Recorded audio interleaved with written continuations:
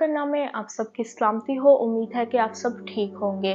मेरे अजीज़ों, आपने मेरी रोज़ों की वीडियो देखी होगी। उम्मीद है कि आपको उनके वसीला से बरकत मिली होगी। एक नए टॉपिक के साथ मैं आपकी खिदमत में हाजिर हूँ, जिसका नाम है रोज़ों के आयाम की रूह। आज हम 40 रोज़ों के बारे में थोड़ा सा सीखेंगे कि बाइबल मुकद्दस में नूह के ज़माना से लेकर आज तक 40 रोज़ों के बारे में बात चल रही है।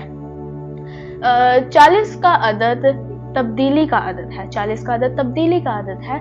40 रोज़ा एक दौरानी है, 40 दिन का दौरानी है।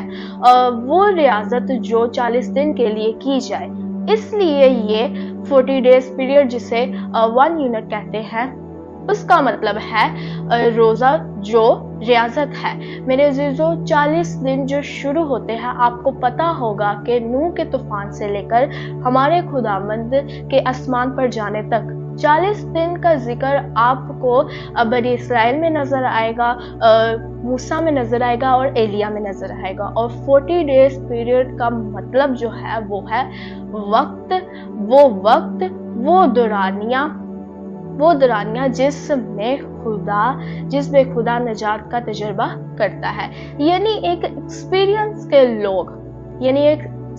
के लोग इसमें गुजर कर निजात का तजुर्बा करते हैं। और बाइबल मुकद्दस की तारीख में 40 दिन बहुत इम्पोर्टेंट है।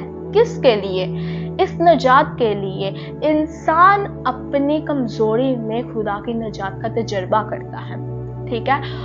इंसान अपनी कमजोरी में खुदा की निजात का तजुर्बा करता है अपनी कमजोरी में। जैसा कि बनी इसराइल कमजोर थे, उन्होंने खुदा की निजात का तजुर्बा किया।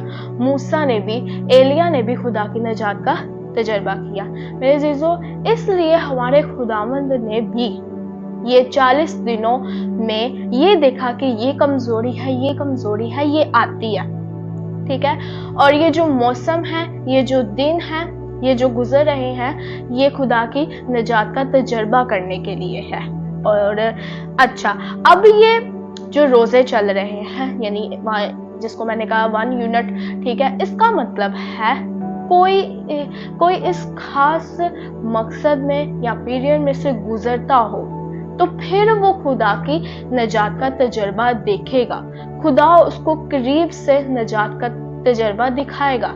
मैंने पहले भी बताया कि नूह से लेकर कितने दुरानियां हैं जिन्हें आप गिन सकते हैं। किसी ने अफरादी तौर पर, किसी ने इज्तिमाई तौर पर, नैनमा ने इज्तिमाई तौर पर खुदा की निजात का काम किया, खुदा की निजात को देखा। खुदा की रहमत और उसके रहम खास तौर पर जब एक इंसान की जिंदगी में बहुत ही गुनाह हो, गुनाहगारों के दोस्त का तजुर्बा, क्योंकि आपको पता है कि आपके पास है ये खुशखबरी। गुनाहगारों से प्यार करने वाला एक ही हुआ, दूसरा नहीं हुआ। और उसके बारे में मशहूर भी था, गुनाहगारों का दोस्त।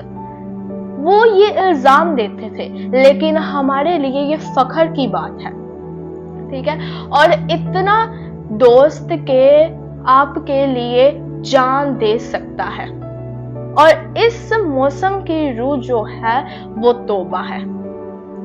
गुनाहगारों की कतार में जो कहते हैं, अलियाना के तौर पर आते हैं कि हमें बपतिस्मा दो, हम गुनाहगार हैं। और खुदा का बेटा इस कतार की लाइन में खड़ा हो सकता है। जब यीशु मसीह इस कतार की लाइन में से निकल कर आए, उन्होंने जब यूहन्ना बपतिस्मा देने वाले ने उसे देखा तो उसने कहा, मैं बपतिस्मा देने के लायक नहीं हूँ। और आप देखें कि यीशु मसीह ने क्या सिलेक्ट किया कि मैं गुनाहगारों के साथ आऊंगा और इस कतार में खड़े होकर उसका मतलब समझे कि गुनाहगारों का दोस्त। मेरे अजीजों, यीशु मसीह ने शुरू भी गुनाहगारों के साथ किया और एंड भी गुनाहगारों के साथ ही किया। और इस दिनों में ये ही है पेशकश के इंसान का ज़मीर जगाया जाए। ये कलाम का मकसद यही है कि जो सोए ان کا ضمیر جگایا جائے، ان کا ضمیر اندھا نہ رہے۔ اگر آپ کو اس کلام کے وسیلہ سے برکت ملی ہے تو میرے چینل کو سبسکرائب، لائک، شیئر، کمنٹ کیجیے گا۔ God bless you.